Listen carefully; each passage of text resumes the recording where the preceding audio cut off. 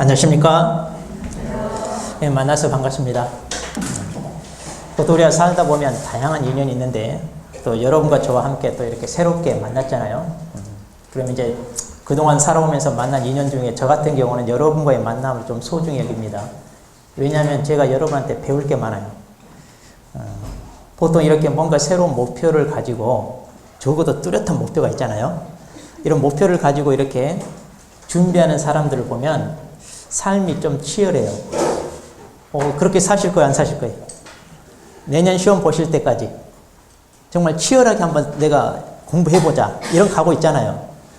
그래서 이제 이런 사람들을 쭉 과정을 보다 보면 제가 나 대충 살면 안 되겠다 이런 생각을 많이 해요. 그래서 여러분과의 만남을 좀 소중히 여기는 편입니다. 그래서 저도 여러분한테 많은 도전을 받고 그래서 여러분과의 만남을 소중히 여기는데 여러분도 저와의 만남 또 우리 선생님들과의 만남 소중히 여기십시오. 왜냐하면 시험 봐서 합격했습니다. 그리고 이제 이 학원을 떠나요. 사무실 개업해서 본격적으로 영업을 한다고 해봐요. 우리 선생님들과 전혀 연락 없이 잘 하실 것 같아요. 자격만 따면 나는 완전 전문가가 돼가지고 누구 도움 없이 내가 알아서 잘 해나가겠다. 거의 힘들어요. 그래서 처음에는 어리버리하고 뭔가 좀 의뢰가 와도요. 심지어 전화 벨 울려도 가슴 철렁해요. 그래서 막 일부러 막 바쁜 척하고 전화 안 받으려고. 아니 진짜예요. 그러니까 뭐라고 상담을 해야 될지도 모르고 또 부동산 한두 푼이에요. 상당히 고가잖아요. 그럼 고가의 물건을 중개를 해야 되는데 내가 잘못해가지고 손해가 발생하게 됐다. 그러면 그거 책임 어떻게 질까 이런 거 생각 때문에 공부할 때가 좋았지. 막상 사무실 나가서 개업해서 영업을 한다고 하면 가슴 철렁해서 못 한다니까. 그래서 꼭 사고를 쳐요. 그래가지고 이제 그걸 수습하려고 막 전화해서 교수님 어떻게 해야 돼요? 막 이렇게 전화 오는데, 간단해요. 사고 치기 전에 미리 의뢰해서 미리 물어보고 어떻게 할까요? 그러면 돼요. 그러다가 이제 좀 경험 한두 달 지나보면 여러분도 이제 사자에 걸맞게 전문가로 이렇게 딱 자리 잡을 거예요. 그러니까 그때까지는 어때요? 유대관계를 잘 맺어서 궁금한 거 있으면 또 물어보고 또 이 업종이 법이 어때요? 수시로 바뀌잖아요. 그러다 보니까 내가 수업 시간에 그러니까 시험 기간 동안 배운 내용이 다가 아니라 앞으로 이 영업을 하다 보면 법이 수시로 바뀌다 보니까 잘 모르고 엉뚱한 얘기 할 수도 있어요. 그러니까 그런 거에 대한 여러분들이 어때요? 자꾸 새로운 지식을 접해야 되는데 그래도 누구한테 듣는 게 가장 좋겠어요? 담당 선생님. 그러니까 세법이 바뀌면 세법 선생님. 특히 부동산 공법이랄지 이런 건 해마다 바뀌잖아요. 그러다 보니까 우리 교재도 일찌감치 기본서가 나와서 그걸로 하면 좋겠지만 해마다 법이 12월 말 정도에 새로 바뀌어서 시행되는 게 많아요. 그러니까 그때까지 기다렸다가 어떤 법이 어떻게 바뀌는지 봐가지고 우리가 그것을 다 기본서에 담아서 출판을 하기 위하여 한 그 정도 출판되고 지금은 이제 입문 강좌 돼가지고 좀 이렇게 모아가지고 얇은 내용으로 기본 용어의 정리랄지 가장 핵심이 되는 내용을 미리 좀 접하는 겁니다. 자, 그래서 이제 우리가 11월, 12월은 이 교재로 이렇게 공부를 하는데 보통 이제 여러분들이 이거 공부하기 위하여 여기 오셨다는 것 자체가 여러모로 많이 유익할 겁니다. 뭐냐면 솔직히 지금까지 살아오면서 여러분을 무시하는 게 아니라요. 지금까지 살아오시면서 내가 1년 어떻게 보낼까 뚜렷한 목표를 가지고 새해 시작해 본 적 혹시 있나요? 지금까지 살아오시면서 그렇게 많지는 않죠. 기억에 남는 것도 없고 그러잖아요. 우리가 살면서 솔직히 매번 되풀이 된다 생각하지 내년에는 뭘 해야 되겠다 뚜렷한 목표를 가지고 새해를 시작해 본다는 게 참 드물어요. 그런데 적어도 내년 어때요 여러분? 이제는 확실한 목표가 있죠. 그러잖아요. 그런데 그 목표를 위해서 우리가 연말에 막 연말 분위기 휩쓸려서 대충 어영부영 생각하는 게 아니라 11월 첫 주라고 하는 이렇게 빠른 시일에 미리 준비하는 거고요. 지금. 그러니까 내년 1년을 준비하는 데 있어서 남들보다 2달 빨리 준비해요. 자, 내년 1년이 얼마나 값지겠어요, 여러분한테. 그렇죠? 지금 제 순수히 주관적인 게 아니라 우리 전부 공감할 수 있죠. 그러니까 여러분도요, 이 공부를 하기 위하여 선택을 하고 이 자리에 오셨다는 것 그 자체가 벌써 남들보다 내년 1년을 먼저 여러분은 준비하는 거예요. 그러니까 남들보다 내년 1년이 값지겠어요? 좀 떨어지겠어요? 훨씬 값져요. 그러니까 여러분 선택 잘 하신 거예요? 아니면 아직 불안해요? 아직도 불안해요? 솔직히 그런 건 있어요. 내가 과연 공부 이거 해나갈 수 있을까? 요즘 시험 많이 어렵다고 하는데 과연 내가 합격할 수 있을까? 그래도 학교 다닐 때는 그런 나름대로 좀 날렸는데 말이야. 지금 벌써 집에서 부엌대기 하면서 설거지나 밥하고 애들 뒷바라지하고 남편 뒷바라지하느라고 공부하고는 탐쌌고 맨날 아침 드라마, 주말 드라마 하면 월화 드라마, 수목 드라마 보다 보니까 막장 드라마에 막 딱 박혀가지고 이 머리가 제대로 돌아가 안 돌아가? 안 들어가. 그러니까 자신 있어요, 없어요? 자신이 없죠. 근데 하다 보면 다 돼요. 하다 보면 옛날 실력이 다 나오고 또 울고 불고 막 생각대로 안 되면 그러면서 아등바등 하면서 우리가 딱 합격할 만큼의 실력은 갖추게 돼요. 그러니까 너무 걱정하지 마시고 여러분들이 하신 그 선택에 대해서 후회하지 않도록 하세요. 후회해야 하네요, 지금. 아직은 좀 미적미적해, 솔직히. 그러죠? 자, 그런데 한번 그럼 이 얘기를 해보고 싶어요. 보통 우리 성공한 사람들이 우리 인간에게는 평생 동안 3번의 기회가 찾아온다. 이런 말 많이 해요, 안 해요? 이런 말 들어보셨죠? 그러니까 우리가 성공할 수 있는 기회가 적어도 3번 정도는 찾아온다. 그러면 여러분들 혹시 이런 말 많이 들어보시는데 그거 공감해요, 안 해요? 어때요? 개인적으로 나 그 말 맞는 것 같다. 혹시 공감해요, 안 해요? 합니까? 근데 저는 안 해요. 하나만 한 소리예요, 그거. 왜 그러냐? 그럼 제 얘기를 한번 들어보죠. 보통 어떤 기회가 여러분한테 찾아와요. 그럼 이 기회가 내 인생 통틀어서 3번 찾아올 수 있는 그 기회인지 아닌지 알아요, 몰라요? 몰라요. 그걸 모르는데 어떻게 내 인생 3번 중에 한 번 찾아온 기회라고 그런 말을 어떻게 하죠? 지나고 나니까 결과 가지고 하는 얘기예요. 그러잖아요. 내가 이 기회라고 생각하고 붙들어 가지고 이걸 했더니 성공했다. 그러니까 이제 성공한 다음에 이것은 나한테 찾아오는 그 3번의 기회 중에 하나다. 이렇게 얘기하는 거예요. 그래요, 안 그래요, 우리? 그러잖아요. 그러면 그 전에 이게 내 인생 통틀어서 찾아올 수 있는 3번의 기회 중에 하나라는 걸 안다면 우리가 그 기회를 붙들겠어, 안 붙들겠어요? 당연히 붙들죠. 근데 그게 내 인생 3번 중에 하나 찾아오는 기회라는 걸 알아요, 몰라요? 몰라요. 그러니까 그걸 붙들기도 전에 이미 지나버려요. 우리 그러잖아요. 그러니까 그것은 이미 결과 가지고 하는, 말하기 좋아하는 사람이 만들어낸 말에 불과해요. 저는 그래서 거기에 공감하지 않아요. 그럼 저는 뭐라고 얘기하고 싶냐? 그런 멋들어지게 참 우리 인간에게 듣기 좋은 그런 말 필요 없이 우리한테 찾아올 수 있는 기회란 기회는 그냥 다 붙드세요. 그런 건 어때요? 그럼 물론 이제 우리가 붙들 수도 있고 놓칠 수도 있어요. 그런데 이것이 나에게 찾아오는 기회라고 생각되면 일단 붙들고 보는 거예요. 그러면 이렇게 붙들고 그대로 했더니 나중에 이것 때문에 내가 성공했다. 이런 말 할 수 있잖아요. 그러면 자, 나한테 찾아오는 기회란 기회는 모두 붙들다 보니까 그 중에 하나 때문에 내가 성공할 수 있다. 이렇게 얘기하는데 그럼 여러분들이 지금 내년에 공인중개 자격을 취득하기 위해서 시험 공부하기 이 자리에 왔어요. 그럼 이렇게 이 나이에 공부할 수 있다는 이것도 하나의 여러분 인생에 찾아오는 기회예요, 아니에요? 기회예요. 그런데 이 기회도요, 그냥 기회가 아니라 정말 값진 기회예요. 1년 동안 투자한다는 것은 이것은 돈으로 환산할 수 없어요. 더군다나 여러분 우리가 여기 보니까 평균 연령이 그래도 좀 젊네요. 다른 지역에 비해요. 한 30대 평균으로 따져서 30대 중반 정도 되는 것 같아요. 자, 우리 인간이요 살아가면서 30대 중반에서 40대 이때가 어때요? 인생 황금기예요. 그러잖아요. 내 인생의 황금기에서 1년이라고 하는 시간을 뚝 떼어내 가지고 뭔가 투자한다. 이게 쉽냐고요. 차라리 돈을 벌어도 연봉 몇천 원 벌어요. 이 어마어마한 돈을 벌 수 있는 기회를 다 포기하고 이 자리에 왔어요. 이거 쉽지 않은 결단이에요. 그러니까 뭔가 배우기 위해서 엄청난 여러분 희생을 감수하고 온 거예요. 그러면 내가 그런 희생을 감수하고 이걸 경제용어로 기회비용이라고 그래요. 내가 이걸 선택하지 않고 다른 걸 했다면 받아들일 수 있는 그 비용을 다 포기하고 온 거잖아요. 그럼 이런 엄청난 기회비용을 포기하고 이 자리에 오셨는데 자, 대충 할 거예요? 아니면 열심히 할 거예요? 그렇죠. 열심히 해야죠. 그러면 내가 이거 하겠다고 선택을 했는데 솔직히 확신이 없어. 내가 과연 합격할까 안 할까? 물론 그런 마음은 수험생이랑 똑같아.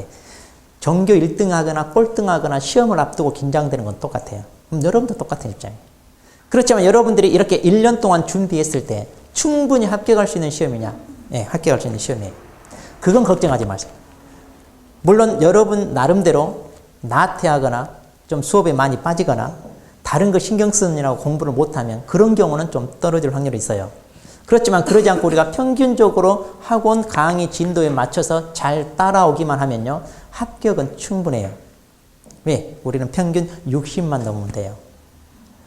그러니까 여러분들이 1년을 투자해서 정말이지 이 황금 같은 내 인생의 이 황금기 1년을 뚝 떼어내가지고 투자를 하는데, 이 투자한 시간이 앞으로 남은 여러분 인생에 정말이지 3번 중에 1번 찾아올 수 있는 그 기회로 만들 수 있냐 없냐, 여러분한테 달려있어요.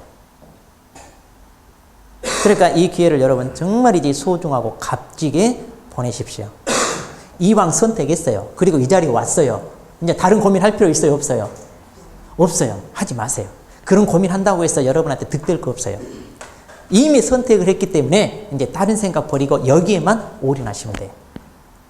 근데 우리가 이 나이대가 공부만 할 수 있는 환경이냐? 그건 아니잖아요. 애 신경 써야지. 또 남편 뒷바라야지. 또 우리가 사회생활 아예 뚝 떼어버릴 수 없잖아요. 친구들 만나야지. 각종 경조사며 뭐며 신경 써야 될 게 한두 가지냐. 그런 걸 감안하고 공부를 해야 되거든요. 그러면 그런 것 때문에 우리가 빼앗기는 시간이 적어도 있다는 건 알아요. 그러면 그걸 알면서 대충 하면 되냐? 이제 좀 놀았으니까 공부 좀 해야지 하면 꼭 그때 문제 터져요. 지금까지 그래도 뭔가 안 하던가요? 뭔가 하려고 하면 터져요, 안 터져요? 그건 똑같아요. 누구에게는 똑같아요. 머피의 법칙이 누구에게는 똑같이 적용돼. 그러니까 뭐가 중요하냐? 공부라고 하는 것은 다른 거와 달리 할 수 있을 때 미리 하는 거예요. 그래서 여러분들이 11월, 12월 이렇게 일찌감치 오셔가지고 준비하는 거예요. 그러니까 여러분들은 다 훌륭하신 분이에요. 이미 그걸 했으니까. 이제 나중에 늦게 오신 분들이 좀 안타깝죠. 그래서 이 공부를 아직까지 우습게 보고요. 그 서너 달 하면 합격하지. 이런 사람들 아직까지 있어요, 없어요? 있어요. 그래서 좀 막 3월, 4월 오다가 5월, 6월에 오거든요. 물론 그때 오신 분들 실망하면 안 되니까 저는 뭐라고 하느냐. 지금 해도 합격합니다. 이 말 해요. 절대 웃으면 안 돼. 근데 여러분들은 우리 짜고 해야 돼, 지금. 그때 오신 분들한테 그러면 당신 지금 안 치니까 떨어져. 안 돼. 이런 말 하면 되겠어, 안 되겠어? 안 되잖아요. 그러니까 그때 와도 우리는 충분히 합격할 수 있습니다. 이런 말은 하자 이거야. 근데 절대 겉으로는 웃지 말자 이 말. 우리끼리입니다. 그러니까 이 공부가요, 갈수록 어려워지는 이유가 우리 대한민국에서는 성인 자격증으로 가장 각광받는 거고요. 노후 대책으로 가장 확실한 기반을 어떤 자리 잡은 그러한 자격증이다 보니까 엄청난 많은 이론이 응시해요. 그리고 또 옛날에는 나이 드신 분이 소일거리로 또 은퇴하신 분들이 하던 그런 업종이었는데, 지금은 법률 관계가 워낙 복잡하고 그러다 보니까 이제 그런 사람들이 감당하기에는 어려워졌어요. 그리고 이제 이 업종도 이미지가 옛날에는 뭐 복덕방 아저씨 이런 개념이 아니라 곧 죽어도 이제 사자 들어가는 전문 직종이라는 인식이 강해졌어요. 그러다 보니까 이제 응시 연령대도 낮아지고, 그 다음에 학력도 높아졌어요. 예전에는 뭐 초등학교 안 나오신 분들이 대부분이죠. 나이 드신 분. 그런데 지금은 대졸자가 엄청 인원이 많아요. 40, 50%가 넘어요. 대학 원생도 있고요. 박사학위자도 있고요. 대학 교수도요. 다른 데 오전 수업하고 저녁에 와서 수업 들어요. 그 대학 교수도 어렵다 이런 말 많이 하거든요. 자기 전공 아니면 어려운 거예요. 그러다 보니까 이 시험이 어때요? 어려워질까요? 쉬워질까요? 어려워져요. 그래서 이제 여러분들이 공부하다 보면 조금 힘들 때도 있고 또 슬럼프에 빠지기도 하고 그럴 텐데, 그것은 누구나 똑같아. 이 시험을 준비하는 누구에게나 똑같이 찾아오는 거니까 거기에 무너지지 마시고 그때만 잘 견디고 참아내면 이제 시험 보기 직전에는 뭐 이 정도면 되겠다 이런 생각이 들 거예요. 또 그렇게 다 학원에서 실력을 갖추게끔 해줘요. 그러니까 여러분들은 다른 고민하지 말고 이 커리큘럼에 맞춰서 학원에서 바라보는 그 일정에 따라 따라오시기만 하면 돼요. 그러면 가장 쉽고 편하게 공부할 수 있어요. 그러니까 힘들게 하지 않도록 하십시오. 자, 그래서 여러분들이 공부하겠다고 선택한 이것도 여러분 스스로 선택한 거지만 공부를 할 수 있다는 이런 기회가 주어지는 것도 쉽지 않아요. 내가 공부하고 싶다고 해서 아무 때나 할 수 있냐? 그건 아니잖아요. 그렇죠? 지금 이 시기에, 그러니까 지금까지 살아오면서 수많은 날들이 있었지만 바로 지금 이 시기에 공부를 할 수 있는 여건이 주어진 거예요, 말하자면. 그러니까 이것도 아무 때나 오는 게 아니잖아요. 그러니까 여러분에게 찾아온 이 소중한 기회를, 그것도 인생 황금기의 가장 값진 이 시기를 뭔가 투자하겠다고 1년이라는 시간을 뚝 떼어내서 여기에 바치는 거예요. 자, 그러니까 우리는 어떻게 해야 된다? 각오를 단단히 하시고, 또 이왕이면 즐겁게 합시다. 우리 이거 공부하면 재밌어요. 그런데 우리가 목표가 꼭 자격증 따는 거냐? 그건가요, 혹시? 자격증 따는 게 목표인가? 물론 그것도 목표죠. 근데요, 여러분, 이 지식은요, 정말이지 여러분이 살아가는 데 있어서 값진 지식입니다. 그러니까 저도요, 제가 이제 고시 공부하다가 때려치고 이제 나이가 들어서 직장 취직을 못하고 할 수 있는 게 이 학원 강의로 왔는데, 이걸 몰랐을 때는요, 이게 뭐가 대수냐 그런데, 이걸 가르치다 보니까, 공인중개사 시험 과목에서 가르치는 이 내용이 어떤 내용이냐? 우리가 꼭 알아야 될 정말 이제 핵심 내용, 엑기스만 모아놓은 거예요. 그러니까 우리나라에서요, 솔직히 부자 되는 사람들의 특징이 뭐냐? 부동산 모르고 부자 되는 사람이 있던가요? 없죠? 기업체들도요, 지네들이 물건 만들어서 팔아서 버는 것보다 그 이익을 가지고 부동산 투자해서 버는 돈이 더 많아요.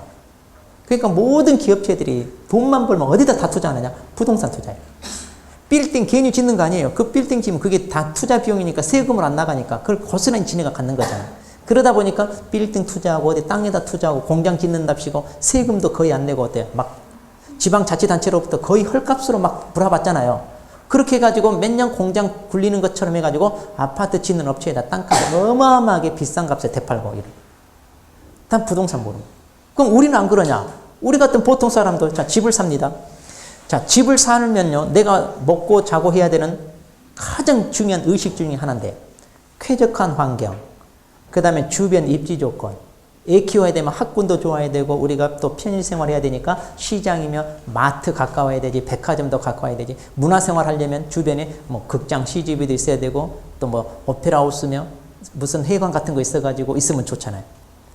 또 주변에 공원이 있어가지고 산책하기도 좋아. 자, 이런 여건을 우선순위로 따져요? 아니면 이 집값이 얼마 뛰겠다 이걸 따져요? 솔직하게 집 살 때 첫 번째 조건이 집값 뛰냐 안 뛰냐잖아. 이건 똑같아 우리도. 그러니까 우리 같은 평범한 보통 사람도요, 부동산 거래할 때는 첫 번째가 돈이 되냐 안 되냐, 내가 얼마나 쾌적한 환경에 사냐, 이것은 둘째야. 그러면 이렇게 우리가 부동산과 뗄래야 뗄 수 없는 이런 생활을 하면서 그 중요한 지식을 모르고 산다. 말이 돼야 안 돼요? 말도 안 되잖아요. 그러니까 여러분들이 이 공부는요, 솔직히 늦었어요. 그나마 지금이라도 안 쓰니까 다행인데, 이 공부는 빨리 하면 할수록 좋은데, 어떻게 보면 좀 늦은 감도 있어요. 그런데 지금이라도 어때요? 열심히 하세요.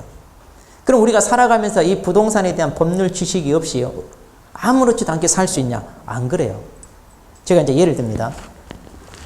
자, 갑과 을 사이에 자, 아파트 매매를 한다고 합시다. 그럼 이제 이 사람이 매도인 파는 사람이고 이 사람이 매수인 사는 사람이에요. 그럼 지네 둘 사이에 이 아파트를 1억 5천에 계약을 했습니다.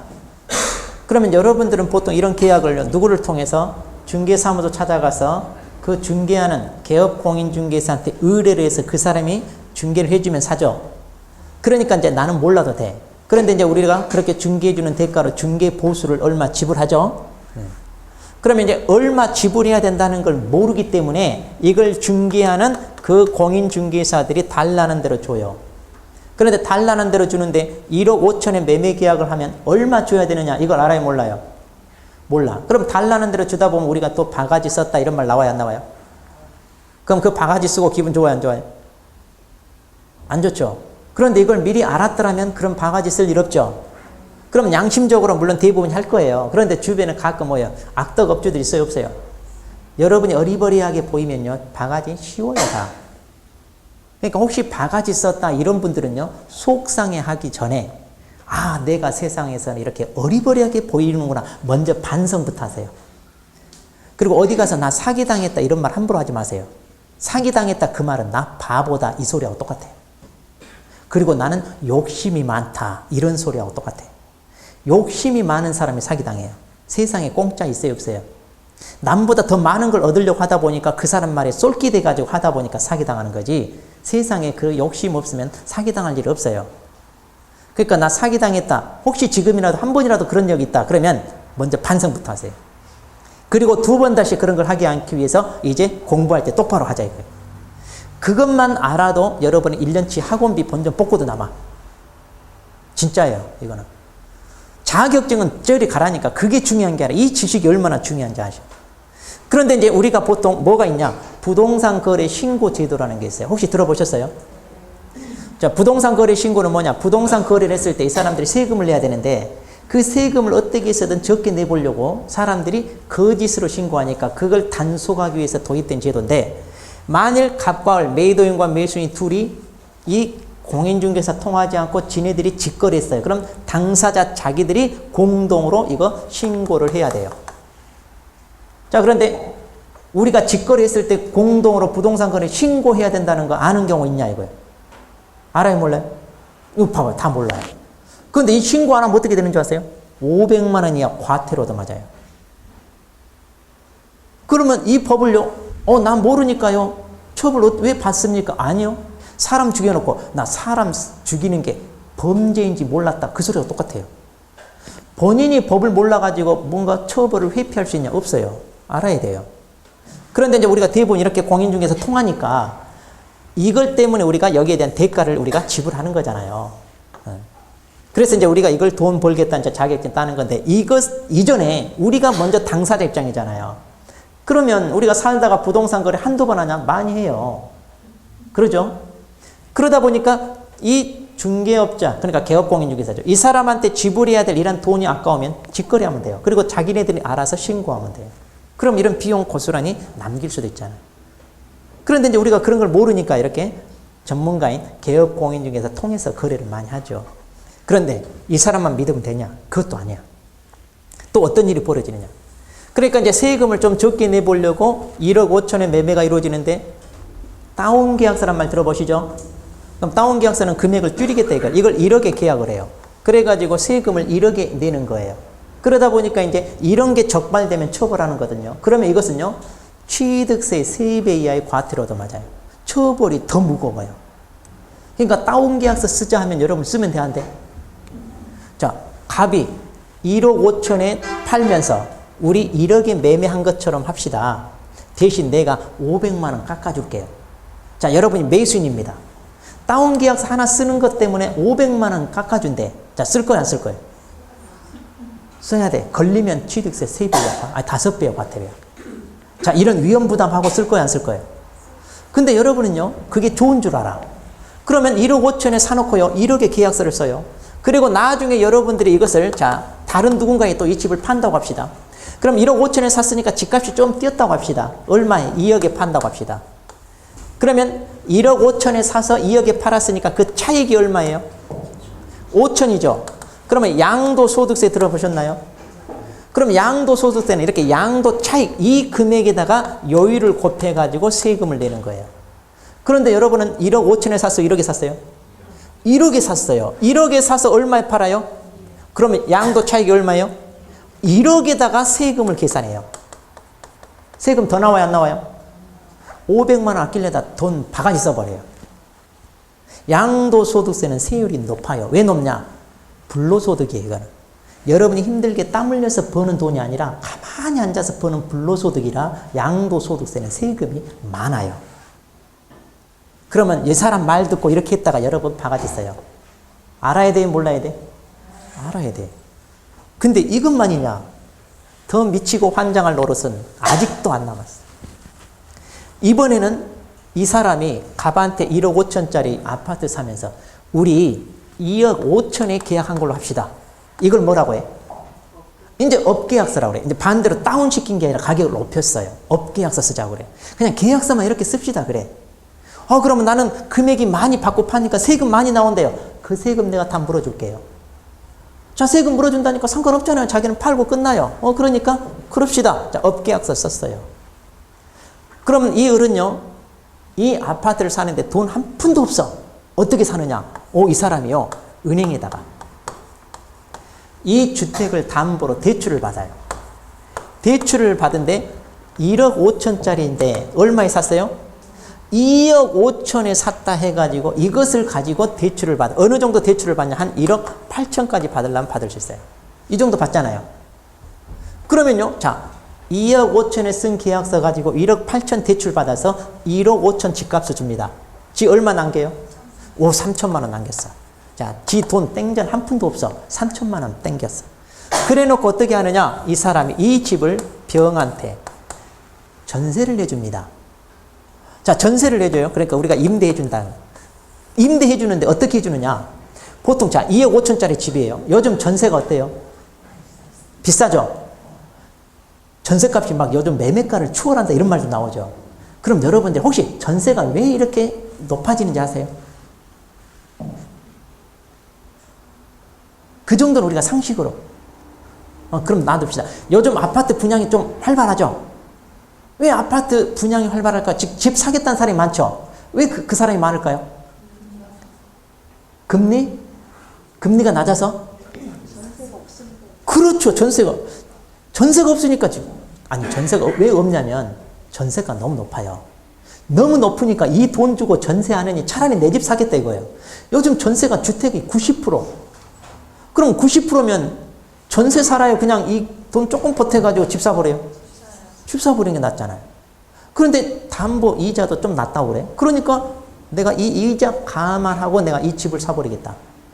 저도 실은 그랬어요. 예전에 집 살 때. 솔직히 전세 구하러 갔거든요. 중개사무소 전세 구하러 갔는데 이 아주머니가 뭐하라 힘들게 전세하냐. 지금 이 지역은 물론 제가 집값이 뛸 거라고 알고 정보를 구하고 그 동네 갔거든요. 뭐라고 그러냐. 대출받아 집 사버려라. 대출 이자 나가는 것보다 집값 뛰는 게 더 많다. 그래서 거기에 혹해가지고 샀어요. 대출 이자가 제가 1억 8천인가 대출 받았는데 한 달 이자만 100만 원씩 꼬박꼬박 나갔어요. 한 달에 100만 원만, 100만 원씩. 그런데요, 한 달에 집값이 1000만 원씩 뛰었어요. 1년에 1억 뛰었어요. 자, 그러면 대출 받아 집 사야 돼, 말아야 돼? 그런데 여러분들은요, 1년에 이자가 100만 원 나간다 그러면 대출해요, 안 해요? 안 해요. 그러잖아요. 이자만 한 달에 100만 원 내고 뭐 미쳤냐 이래. 그런데 집값이 1000만 원 뛰어. 자, 대출 받아야 돼, 안 받아야 돼? 받아요. 근데 이걸 몰라, 우리는. 그런데요, 그때는 진짜 그랬어요. 그래가지고 대출이자 100만 원 내고 한 달에 1000만 원씩 뛰니까 1년 만에 1억 뛰었거든요. 기분 좋았죠? 2년 되니까 웬걸 집값이 폭락하기 시작해요. 그거 알잖아요. 여러분들 몇 년 전에 떨어졌잖아요. 그때 확 떨어져가지고 집 상 가격까지 떨어져 버렸어. 대출 이자만 100만 원씩 해가지고 몇 년 동안 냈어. 속 끓어 안 끓어? 속 끓어버리잖아요. 그러다가 지금 다시 떼어가지고 지금 좀 나아지긴 했는데, 그래도요, 좀 이익을 보거나 이러지는 못해요. 근데 그것도 알아요. 앞으로 여러분이 집 사가지고 집값 떼어가지고 돈 벌어야 돼 이런 생각 하지 마세요. 그냥 그런 시대는 갔어요. 그러니까 바로 전세가 이렇게 하니까 사람들이 왜 그럼 전세로 몰리냐면 월세, 은행 이자가 낮으니까. 그것도 틀린 말 아니에요. 은행 이자가 낮으니까 사람들이 전세를 안 받고 월세를 원하는 거예요. 왜냐하면 전세 보증금을 은행에 맡겨서 그 이자로 살아야 되는데. 그런데 이자가 낮으니까 집주인들이 다 뭘로 돌려요? 월세. 그럼 우리는 월세로 매달 막 100만 원씩 이렇게 주고 살 수 있냐 이거예요. 없잖아요. 그래서 전세를 찾고 하니까 전세가 올라가 버리는 거예요. 전세가 올라가니까 어떻게 돼요? 내 집 사버리자. 그래서 지금 분양이 조금 활발한 거예요. 그런데 지금 이 분양을 받았다고 합시다. 집값이 뛸까요, 안 뛸까요? 힘들 정도가 아니라 우리 인구보다도 집이 더 많아요, 지금 우리나라는. 그러니까 인구 한 가구당에 아파트 하나씩 줘도 엄청나게 남아요. 자, 그러니까 집 사서 집값이 뛸 거다. 이제 이런 생각으로 집 사면 여러분 망해요. 그러니까 그러지 마세요. 지금 분양일기 있다고 해서. 그걸 알아야 돼요. 그런 공부를 우리가 앞으로 할 거예요. 자, 그래서 지금 분양이 좀 되는 이유가 거기에 있습니다. 그런데 이렇게 전세가 비싼데요. 이 사람이 병한테 임대 전세를 주면서 2억 5천짜리 집을 얼마로 전세를 주느냐. 한 1억 정도 전세를 준다고 합시다. 여러분 들어갈 거예요, 안 들어갈 거예요? 안 들어가요? 2억 5천짜리 집에 전세를 1억 줘. 비싸요? 그럼 비싸면 줍시다. 한 8천 합시다, 그럼. 이것도 비싸다고 하네. 자, 그러면 여기 들어갈 거, 아파트입니다. 시설 깨끗해요. 좋아요. 그런데 2억 5천짜리를 8천에 전세 준대. 자, 들어갈 거, 안 들어갈 거예요? 융자가 있는데 어떻게 들어가요? 그런 걸 떠나서. 융자가 오면 상관이에요. 아니 똑똑하려면서요. 예? 똑똑하려면서요. 아니 그러니까요. 알고는 저 같으면 안 돼요. 알고는 안 들어. 아니 꼭 넘어갈 리가 없죠. 꼭 이게 말하자면 그러니까 그 경매로 넘어가리란 법은 없는데 혹시라도 경매로 넘어간다. 그러면 이제 최우선 변제라는 게 있잖아요. 그런 것도 우리가 다 배울 거예요. 그래도 일단 8천이라면요. 집 없는 사람들은요. 들어가요 안 들어가요? 들어가요. 다른 데도 떠나서 더군다나 아파트를 이렇게 가격에 한다면 들어가잖아요. 들어갑니다. 그런데 이 사람이 어떻게 하느냐? 대출 받아가지고 3천만 원 주고 남는 거 있죠? 그 다음에 이렇게 전세 보증금 받은 거 있죠? 보통 이런 거 들고 튀어버려요. 그러면 이 사람 어떻게 돼요? 말 그대로. 여기는 이걸 뭐예요? 자기가 이제 돈 빌려주고 보통 근저당 설정합니다. 근저당권. 그러니까 말하자면 은행 그 등기부에 돈 빌려줬다고 내가 채권자입니다라고 등기하는 게 있어요. 이걸 다 우리가 배울 거예요. 그러면 이게 가장 먼저 1순위로 있고 그 다음에 이게 2순위인데 이 사람도요. 이제 최우선 변제라는 게 있어요. 이제 나중에 배웁니다. 소액 임차인을 위해서 일단 보증금 중 일정액을 가장 먼저 순서 상관없이 먼저 보장해줘요. 서울 같으면 9,500만 원 이하일 때 3,200만 원을 가장 먼저 해줘요.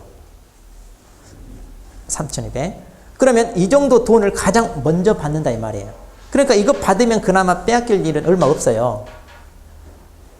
자, 그런데 이런 식으로 들고 튀는 이런 경우가 발생합니다. 그러니까 여러분은 전세 보증금 싸다고 들어가면 돼요, 안 돼요? 안 돼요. 그러면 은행도 바보야 아니에요? 은행도 바보예요. 왜냐하면 1억 5천짜리 집을 1억 8천에 대출을 해줬어요. 경매로 넘어가면 2억 5천으로 계산해 줄까요? 어림택도 없어요, 이것도. 그러니까 이것은 한없이 막 유찰이 돼버려요, 유찰이 되고. 그래서 가격이 한없이 떨어져요. 지네들도 채권 회수 안 되고, 이 사람도 망하고, 이 사람 때문에. 이런 사람이 있냐? 많아요. 그러니까 우리가 이걸 보면서 딱 등기부만 보고 이런 지금 상황이라는 걸 파악을 할 줄 알아야 돼. 그러면 내가 이 공부를 해야 이거 돼요? 아니면 우리가 일상생활에서 내가 지금 이 사람처럼 전세로 들어가는 상황이 될 수도 있어요. 특히 어떤 경우냐? 지방에 있는 사람들이 특히 직장 때문에 대학 졸업하고 방을 얻으러 왔어요.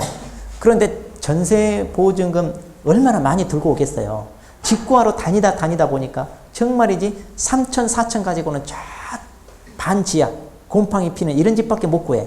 그런데 어느 날 중개업자, 개업공인중개사가 이 정도 금액에 아파트가 있다. 여기 갈래? 그러면 아무것도 모르니 젊은 아가씨들이 직장 잡으러 서울로 왔어요. 들어가요? 안 들어가요? 이건 무조건 들어가요. 이건 무조건. 그래서 이런 일이 벌어지면 행전 한 푼도 못 보고 날아가는 수가 있습니다. 그냥 쫓겨나는 수가. 그러니까 우리가 이 공부는요. 단순히 자격증 물론 따는 것도 필요하지만 평소에도 알고 있어야 된다는 얘기예요. 그러니까 여러분이 살아가면서 알아야 될 정말이지 부동산에 대한 알짜배기 지식이 엑기스로만 모여진 바로 그 공부가 중개사 공부예요. 그러니까 이것은 일찍 해야 돼. 그리고 여러분만 할 게 아니라 여러분 한 다음에 여러분 남편도 하라고 그래요. 야간에 직장 끝나고. 왜냐하면 남편과 같이 알고 있으면서 이거 굉장히 중요해요. 그리고 공부하는 데 투자한 비용은요. 그 어떤 비용에 비하여 역갑절로 남기는 투자지 손해가 아니에요. 공부하기 위해 투자하는 거는. 그러니까 여러분도 후회하지 마시고 이왕 했으니까 열심히 합시다. 그런데 이왕 할 것 우리 자격증도 따야 돼 안 따야 돼? 땁시다. 그러니까 물론 공부 자체만으로도 참 훌륭한데 그래도 이왕 할 거면 따야죠. 그러니까 자격증 따기 위해서 공부를 하는데 어떻게 하는 게 가장 좋으냐? 이리저리 잴 필요 없어요. 생각이 많은 사람이 떨어져. 그냥 단순하게 학원에서 앞으로 진행되는 커리큘럼에 맞춰서 따라오기만 하면 돼요. 그러면 우리 학원은요, 여러분이 어떻게 공부에 합격하는지 가장 이상적인 그 방법에 맞춰서 공부를 시킬 거예요. 물론 이제 합격하는 데서 중요한 거 있어요. 학원 잘 만나야 돼요. 그런데 학원 어때요? 이 정도면? 위치도 괜찮고 전통 있는 학원이잖아요, 우리가. 이것은 고민 안 해도 돼요. 그 다음, 가르치는 사람 잘 만나야 돼요. 이거 중요합니다. 누구한테 배웠느냐에 따라서 내가 중요한 내용, 이리저리 혼동하지 않고 제대로 내가 배우느냐. 이건 정말 중요해요. 근데 여러분 생각에 저 어때요? 들을만 해요? 봐줄만 해요? 아니면 내용 잘못 온 것 같아요? 봐줄만 해요? 그렇습니다. 합격 꼭 하실 거예요. 따놓은 거예요, 합격. 자, 그 다음. 교재. 좋은 교재로 공부해야 돼. 괜히 필요 없는 막 내용 많아가지고 공부는 죽으라고 쌍코피 터지면서 했는데 점수는 안 나와. 이러면 돼요, 안 돼요? 꼭 필요한 내용 알짜배기로 잘 요약이 잘 돼 있고 보기 편하고 이런 교재 잘 만나야 되는데 우리 새로운 교재는 또 우리 대한민국에서 또 알아주는 또 지명도가 있잖아요. 그러니까 이렇게 또 다 갖춰져 있네. 그럼 이걸 다 갖춰줬는데도 이제 떨어지면 누구 책임이에요? 이제 전적으로 본인 책임이 돼. 자, 그런데 여러분이 잘 따라만 오면 합격할 거니까 이제는 고민하지 마세요. 아셨죠? 그리고 나중에 합격하더라도 혹시 공부하고 싶다 그러면 누구한테나 추천할 수 있는 그런 학원이 되게끔 우리가 다 열심히 할 거예요. 학원 자체적으로 열심히 하고 우리 가르치는 선생님들 열심히 하고. 그래서 여러분들이 꼭 합격해서 내년 이맘때쯤 합격생 모임한다 해가지고 우리가 다 웃는 얼굴로 그렇게 만나야겠죠? 네. 그때 만나서 공부할 때는 좀 솔직히 깨재재하고 그렇다 하더라도 합격에 위해서는 누가 누군지 모르게 변신해 와야지 우리가. 공부할 때 멋부리고 이렇게 할 필요 없어요. 옆 사람 불쾌하지 않을 정도만 하고 오면 돼. 머리를 일주일 동안 안 감는다. 이건 좀 그래. 2, 3일 안 감은 건 괜찮아. 우리 딸내미도 시험 기간인데 오늘 머리 감지 말고 가라고 해도 그래도 감고 간다고. 그 추운데 말리지도 않고 나가잖아, 새벽에. 공부하고 거리가 먼 사람들이 이래요. 시험 기간에 머리 감을 시간이 어디 있어, 엄마. 그래, 안 그래, 우리? 다 감았어요? 보통 안 해요. 시험 앞두고는 머리 그냥 모자 하나 눌러쓰고 가면 되고 갔다 와서 감으면 돼요. 그 1분 1초가 아까워.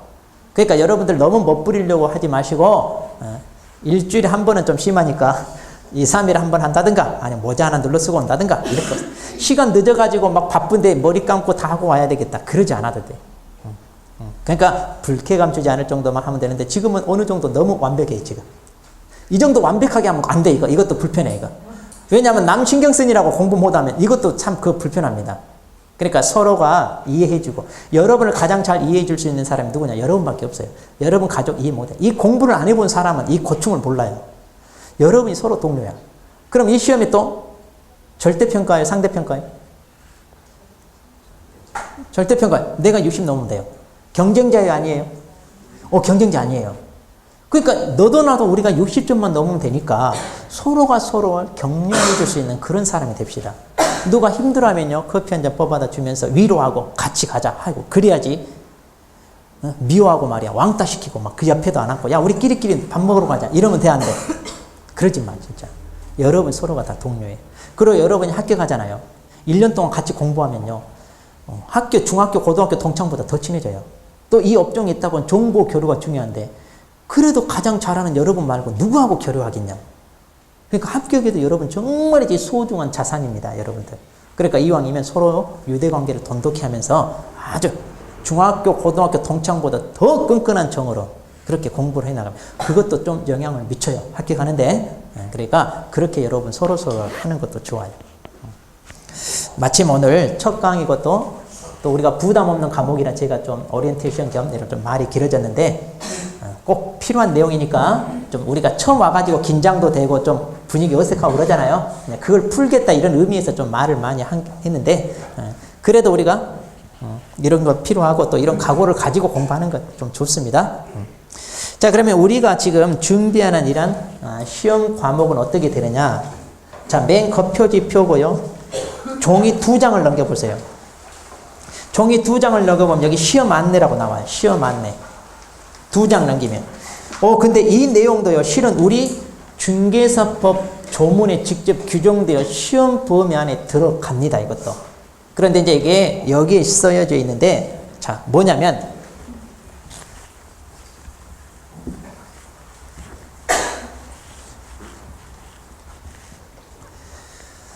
지금 우리가 1차 과목과 그 다음에 2차 과목으로 나눠지잖아요.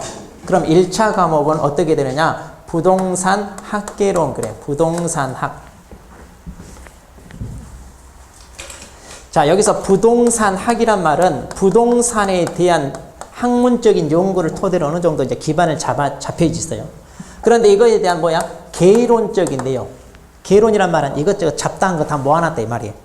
그래서 거기 보시면 학개론이라고 되어 있는데 여기에 무슨 내용이 들어갑니다. 이런 내용은요, 나중에 이제 학개론 시간에 보시면 돼요. 여기에 뭐 부동산 투자론, 뭐 부동산 수요 공급과 관련돼서 부동산이란 뭔가 이런 것부터 해가지고 쭉 다루는 내용이 있어요. 그 다음에 이제 뭐가 있냐?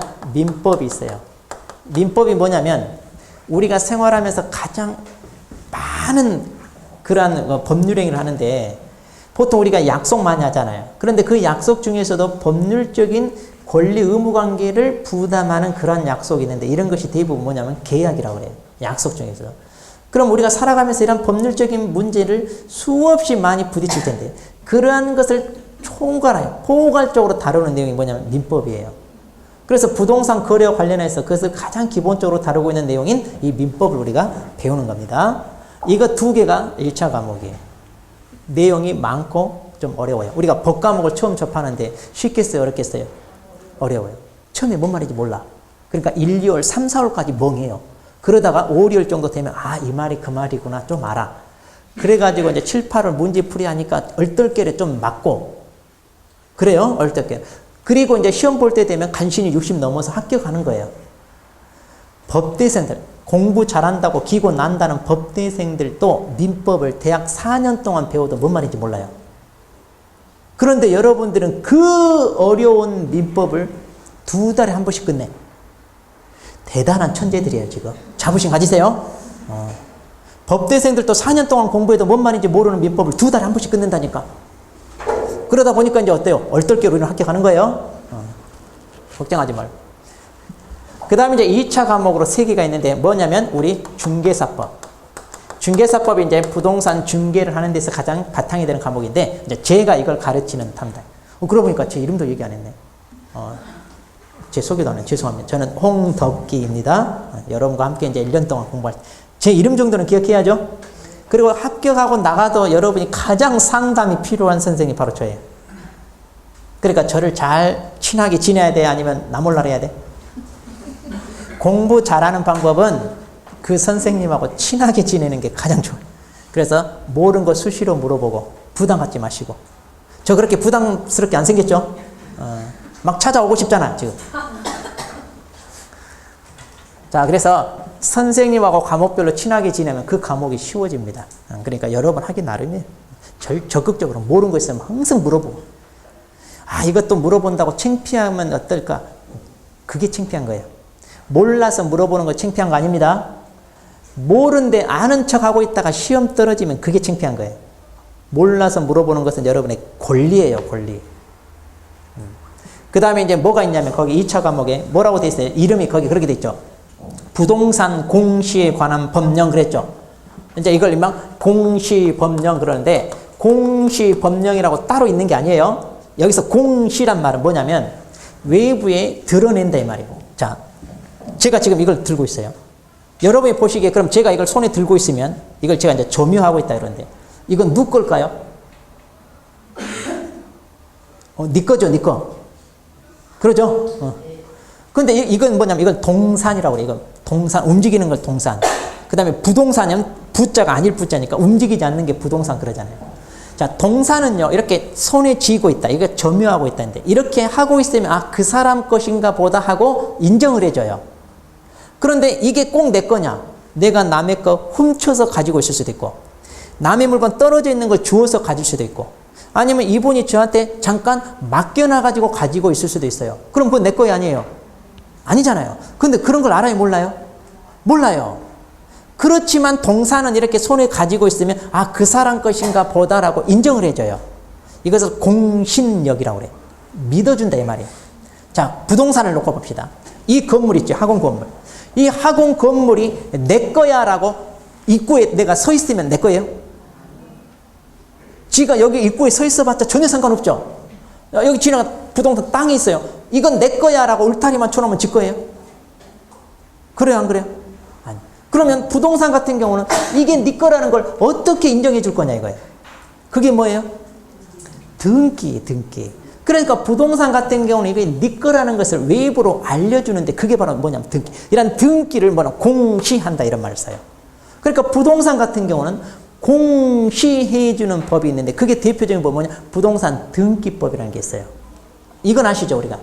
그 다음에 또 뭐가 있냐면 토지 같은 경우, 건물 같은 경우, 토지 대장이나 건축물 대장이라는 게 있어요. 이것도 들어보셨죠? 등기부라는 게 있고 또 이렇게 대장이라고 하는 거 공적 장부가 또 있어요. 이것을 뭐라고 하느냐?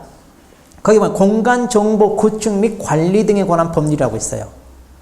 예전에는 이걸 간단하게 지적법 이런 식으로 했어요. 지적이란 말 들어봤잖아요. 땅의 호적, 이 땅이 어디에 있고 누구 건지 그 호적을 해주는 게 지적이 있는데 이제는 그런 말 안 쓰고 좀 더 복잡해졌어요. 공간 정보 구축 및 관리 등에 관한 법률. 말이 어려워졌네. 법 이름이 이렇게 바뀌었어요. 그래서 이제 부동산은 누구 거고 어떤 상태에 있다는 것을 공시 알려주는 법이 바로 이거예요.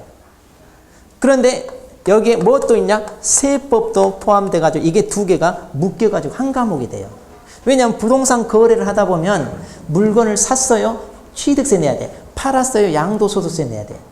또 부동산을 내가 오랫동안 가지고 있어요. 보유하고 있어요. 그러면 보유와 관련된 세금을 내요. 그게 뭐냐? 재산세. 재산세 한 1,000만 원 내고 싶어요? 안 내고 싶어요? 안 내고 싶은 사람은 돈 없이 가난하게 살겠다 이 말이에요 지금. 이런 것도 중요하다니까. 우리 마인드를 고쳐야 돼. 나 재산세 1억 내고 싶어요. 재산세 1억 낼 정도 되면 내 재산 얼마 있어야 돼? 수십억 수백억 있어야 돼. 좋아 안 좋아? 근데 재산세 1억 내기 싫으니까 나 재산 그냥 2억 정도만 가지고 있을래. 이것이 돼버려. 말이 돼 안 돼? 그러니까 우리 이 마인드를 고쳐야 돼. 우리가 이 공부하면서 세금을 많이 내는 건 무조건 싫어. 왜? 돈이 없으니까. 근데 세금 많이 낸다는 건 뭐예요? 많이 가지고 있다는 얘기예요. 좋아요 안 좋아요? 그러니까 앞으로 우리 세금 이제 매달 1,000만 원씩 냅시다. 그렇게 살아야지 이거야.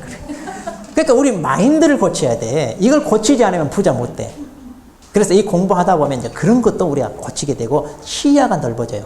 보이지 않던 게 보여. 뉴스가 들려 귀에. 경제 뉴스가. 그러니까 이 공부가 정말 중요한 공부예요. 그러니까 지금 그 마인드부터 고쳐야 됩니다, 우리. 그래서 이제 이게 합쳐가지고 한 과목처럼 취급합니다. 그리고 이제 뭐가 있냐면 부동산 공법이라고 하는데, 그러면 이 공법이란 법이 또 있냐? 그게 아니라 공법이란 말은 뭐냐면 부동산이라고 하는 게 뭐예요? 한정된 자원이에요. 이렇게 한정된 자원이다 보니까 이 부동산은요, 내 거야. 물론 자기 거 인정돼. 우리는 자유민주주의 국가고 사적 소유가 인정되잖아요. 그러니까 부동산 자기 소유할 수 있는데 부동산은 한정된 자원이다 보니까 집거를 하더라도 지 마음대로 못하게 법으로 규제를 해요. 이 규제가 아주 많아요. 왜냐하면 공공복리 차원에서 모든 사람에게 골고루 혜택이 되게끔 효율적으로 활용하자. 이 정책 때문에 그래요. 그래서 내가 임야가 있어요. 내 땅이니까 내가 이거 나무 싹 베어버리고 거기다 막 묘지 만들고 싶다. 지 마음대로 만드냐? 못 만들어요. 상수원 보호구역이라는 말 들어봤죠? 우리가 수돗물 먹어야 되잖아요. 수돗물 먹기 위해서는 저수지랄지 이런 댐이 있어야 돼. 거기다 물을 가다 놓고 그것을 우리가 수돗물로 먹어야 되는데 그 상수원 보호구역 임야 산이 지 거야. 내 거니까 나 이거 나무 다 베어버리고 여기다가 축사를 짓겠다. 그래서 돼지를 키우겠다. 지 땅에다 지가 그거 하겠다는데 누가 뭐래? 할 수 있다 없다? 못해요.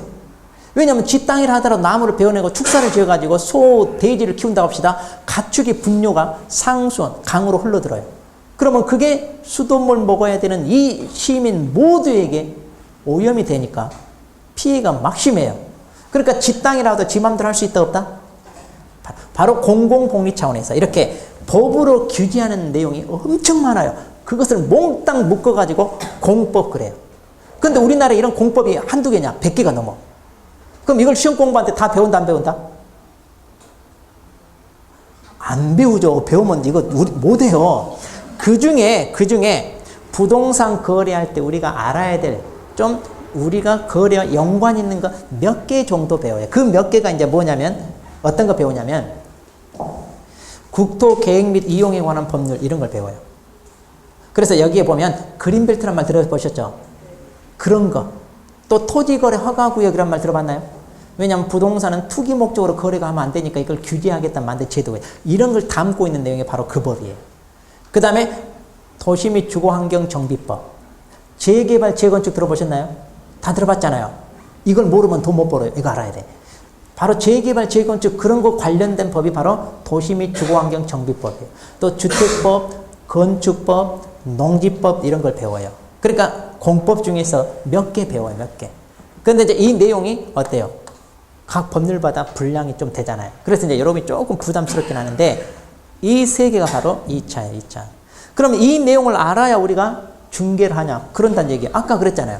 갑과 을 사이에 부동산 매매를 하는데 매매와 관련된 민법을 알아야 우리가 되고요. 또 이런 식으로 막 또 다른 사람이 넘기고 하는데 이게 투기 목적으로 거래가 이루어지느냐 그렇지 않느냐 이런 걸 알기 위해 나머지 법들을 우리가 다 배우는 거예요. 그렇게 해서 우리가 1차 과목, 2차 과목 해가지고 1차 과목, 2차 과목 나누어서 평균 60이 넘어야 돼요. 이것을 60이 넘때 과목별로 40점 꽈락 점수는 나오면 안 돼요. 그러니까 기본적으로 몇 점은 넘어야 돼요? 40점 넘어야 돼요. 그래서 이 두 과목 합쳐서 평균 60 돼야 되고 이 2차 과목 따로 60이 돼야 돼요. 그런데 우리 시험은 지금 어떻게 치르게 돼 있냐면 이 1차 과목은 어떻게 돼 있냐면 절대평가로 하게 돼 있어요. 절대평가니까 내가 평균 60 넘으면 다 합격이에요. 일단 1차 과목은 그래요. 그런데 2차 과목은 어떻게 돼 있냐? 원칙과 예외가 있어요. 그래서 2차 과목도 원칙은 뭐냐면 절대평가예요. 그러니까 평균 60 넘으면 합격이에요. 근데 우리 법에 또 뭐라고 단서를 달았냐? 이거요. 상대평가 할 수 있다고 되어 있어요. 2차는. 그러니까 2차는 뭐라고 되어 있냐면 절대평가와 상대평가가 섞여 있는 경우도 있고 상대평가만 하기로 되어 있는 경우가 있어요. 그러니까 이거 두 가지가 있어요. 여기는 상대평가 아니면 절대평가와 상대평가가 섞여 있는 형태. 그럼 상대평가는 뭐냐? 이번 이제 여러분이 내년에 시험 볼 때가 27회 시험입니다. 내년 27회 시험은 무조건 평균 60 넘으면 합격이 아니라 2만 명까지만 뽑겠습니다 라고 공고가 나오면 2만 등 안에 들어야 돼요. 그러니까 내가 평균 80 나왔어도 2만 등 안에 못 들면 떨어져요. 그 다음 이렇게도 할 수 있어요. 응시자 대비 10%만 뽑겠습니다. 그러면 이제 시험 응시 접수할 때 응시 접수자가 있을 거 아니에요. 그러면 10만 명 접수했다고 봅시다. 거기에 10%니까 얼마? 10,000명 안에 들어야 돼. 그런데 내가 평균 90 나왔어도 10,000등 안에 못 들면 떨어져요. 우리 법이 이렇게 돼 있어요. 그러니까 2차는 이렇게도 시험 볼 수 있다 없다? 있어요. 그런데 올해까지는 여전히 절대평가로 해요. 지금 이렇게 안 하고 있어요. 이렇게. 지금 이 내용이 여기에는 없어요. 우리 기본서 나오면 자세히 나와 있어요. 그럼 그때 다시 한번 좀 제가 얘기할 텐데 우리 시험에 이렇게 돼 있는데 겁먹지 말고 지금 절대평가를 하니까 내가 60 넘냐 안 넘냐 이것만 따지면 돼요. 자, 그러면 여러분이 그래도 공부하러 왔는데 자격증 따는 게 목표잖아요. 그러면 이 어려운 과목을 공부하는데 과연 내가 평균 60 넘어서 합격할 수 있을까? 100% 확신하는 사람. 뭐 이 정도쯤이야. 있어요? 있네. 합격할 거야. 이런 자신감이 있어야 돼. 무대포 정신 필요하다니까. 또 좋아요. 이런 사람은 100% 합격이에요. 그럼 이 많은 사람 뭐야 지금? 자신 있어요 없어요? 말하기 좀 그렇죠? 그러면 제가 한번 얘기해 볼게요. 과연 우리가 합격할 수 있냐 없냐 한번 객관적으로 한번 검증을 해봅시다. 객관적으로. 자, 우리가 지금 11월, 12월 있고요. 1월, 2월, 3월, 4월, 5월, 6월, 7월, 8월, 9월, 10월인데 보통 10월 마지막 주 토요일. 마지막 주 토요일이니까 이것도 4주 정도 나와요. 그리고 이제 토요일 날 시험 보거든요. 자, 그러면 우리가 이 1년 동안 공부를 어떻게 할 거냐? 저는 11월, 12월은 그냥 맛배기 체험이다 이렇게 하고 이거 공부해가지고 점수 따냐 이거 무시해버립시다 그냥.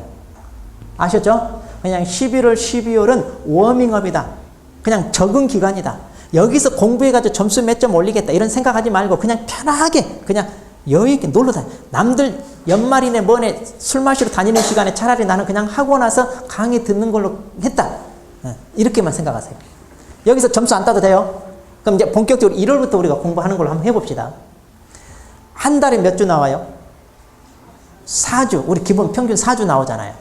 그러면 이제 우리가 월요일부터 화, 수, 목, 금 이렇게 과목별로 매일 한 과목씩 해가지고 일주일에 한 과목씩 다 하잖아요. 그러면 오늘 월요일입니다. 월요일 중개사법 배워요. 그럼 중개사법 일주일에 총 3시간가량 우리가 공부해요. 10시부터 1시까지. 그러면 3시간 동안 공부하면서 실제 시험에 출제될 내용을 몇 문제 정도 다루냐면 평균 4개 내지 5개 다뤄요. 우리가 3시간 동안 공부하면서.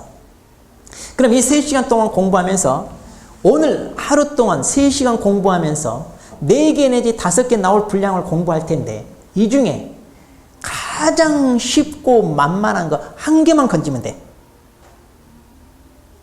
예를 들겠습니다. 올해 26개 시험 민법 문제에 뭐가 나왔냐? 상가 임대차 보호법이 최근에 개정돼서 권리금을 보호하겠다 이런 문제가 나왔어요. 그게 올해 개정됐는데 바로 출제됐어요. 그러니까 이제 건물주가 임차인한테 보통 권리금을 받아라고 했어요. 이 사람 쫓아내버리고 새로운 임차인 들어오면 그 사람한테 권리금 지가 또 챙겨. 이러면 돼, 안 돼? 먼저 임차인이 다른 새로 들어온 임차인한테 권리금 받아서 나가야 되잖아요. 근데 그 권리금을 건물주 이 사람이 강탈하는 거야. 이렇게 나쁜 건물주가 있어. 그래서 이제 이걸 규제하겠다고 법을 만들었는데 그게 권리금 보호 규정이에요. 그래서 이제 임대인이 임차인의 권리금을 못 받게 방해해가지고 손해를 끼쳤으면 이제 손해배상하라 이렇게 돼 있어요. 그러면 그 손해배상을 해야 되는데 임차인이 건물주한테 임대인한테 손해배상 청구를 해야 될 거 아니에요. 그 권리금 못 받은 것만큼. 그런데 그게 법으로 기간이 정해져 있어. 몇 년 내야 되냐? 3년 내야 돼. 3년. 자, 시험에 여기 나왔어. 얼마 동안 청구해야 됩니까? 1년, 2년, 3년, 4년, 5년. 다 몇 번? 이거 모르는 사람, 자, 우리 처음 했는데. 그러니까 이거야. 이런 게 시험에 나와요. 그러면 우리가 3시간 동안 공부하면서 4개 내지 5개 맞출 거 공부하는데 어려운 거 제껴버리고 이 중에 가장 쉽고 만만한 거 방금 예를 들면 3년짜리 이거 딱 하나만 기억해. 자, 이거 어려워요, 쉬워요? 아, 이 정도는 하잖아요. 아무리 우리가 바풀떼기 하고 막 왔다 하더라도. 그래, 안 그래, 지금? 집에서 설거지만 하고 청소만 하고 하더라도 이 정도는 하잖아, 우리가. 그러니까 오늘 하루 동안 3시간 배우면서 무시해버리고 딱 하나만 나 건져가자 이것만 하라니까요. 그럼 방금 같은 이거 건져가면 돼. 자, 그래서 일주일에 한 문제. 그럼 한 문제는 몇 점이냐? 2.5점이에요. 한 문제가. 그 다음 2주차 왔어도요. 또 내가 2주차 공부 3시간 하면서 그 중에 제일 만만한 거 한 문제만 건져가. 그럼 몇 문제 맞춰요? 한 문제. 또 3주차도 한 문제. 4주차도 한 문제. 그러니까 이 3시간 동안 한 문제 맞힐 것만 건져가라 이거 말이에요. 그러면 자, 몇 점 나와요?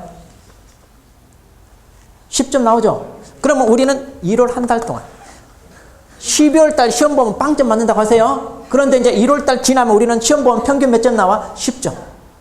10점이면 훌륭한 점수예요, 그래도. 물론 지금 찍어도 3, 40은 나오지만.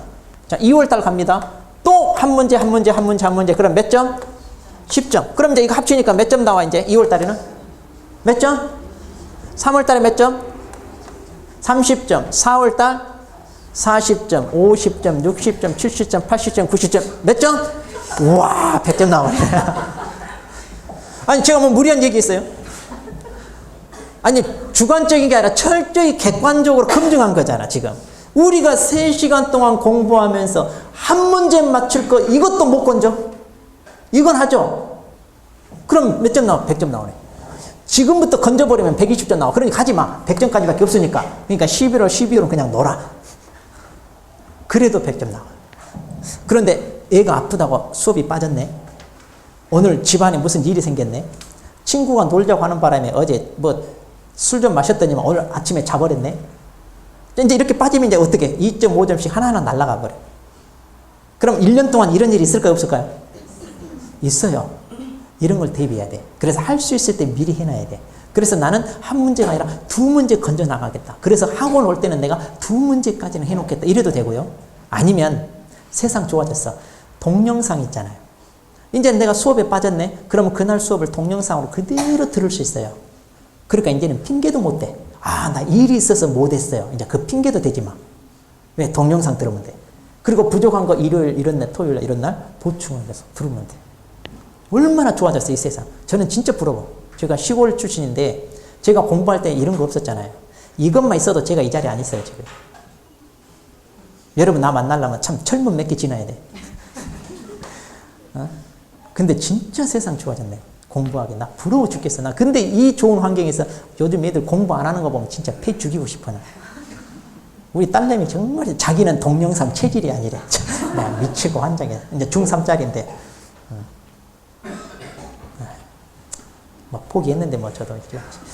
둘째가 말 잘 들어서 이제 둘째는 좀 해볼까 하는데 이제 둘째는 고집이 너무 세고 지 고집대로 얘 못 이기겠대. 그래서 애들 항상 아빠가 못다 이런 꿈을 왜 우리한테 강요하려고 하냐. 신경 꺼라. 맨날 하는 얘기야. 그거 아니라 나는 네 위치에서 최선을 다해라 이거예요. 네가 학생 위치면 공부가 본분이니까 주어진 요건에서 최대한 해라 이건데 최선을 다해라. 아니. 아무리 좋은 조건, 여건을 갖춰줘도 안 할 사람 안 하고요. 공부하려면 아프리카 오지에 데려놔도 해요. 제가 그건 믿어요. 공부 안 하려면 하버드, 예일대 데려놔도 안 한다니까. 공부 안 할 사람, 아무리 좋은 이 학원 여기다 앉혀놔도 공부 안 할 사람 안 해요. 근데 여러분은 할 사람이죠? 할 사람이잖아요. 보니까 다. 할 사람이니까 세상에 3시간 동안에 내가 한 문제 못 건져야 이 자세로 하세요. 자, 그럼 합격한다, 안 한다? 봐봐요. 객관적으로 합격하고도 남아요. 그러죠? 그러니까 우리 걱정할 거 있다, 없다? 없어요? 그래서 이제부터는 열심히 재밌게 합시다. 하다 보면 좀 분량이 늘어나고 하면 힘들 수 있어요. 근데 그건 누구나 똑같아. 그런 과정은 다 거치게 돼 있어요. 근데 그 과정도 금방 지나가요. 그래서 포기하지 않고 열심히 끝까지 최선을 다하면 합격은 누구한테나 주어집니다. 그리고 이 공부 이때가 나중에 지나고 나서 가장 행복했다고 말할 수 있을 거야, 아마. 진짜로 그렇게 돼요. 그렇게 만들어 봅시다. 네. 자, 그러면 잠깐 쉬었다가 또 이제 쭉 진도 나가겠습니다.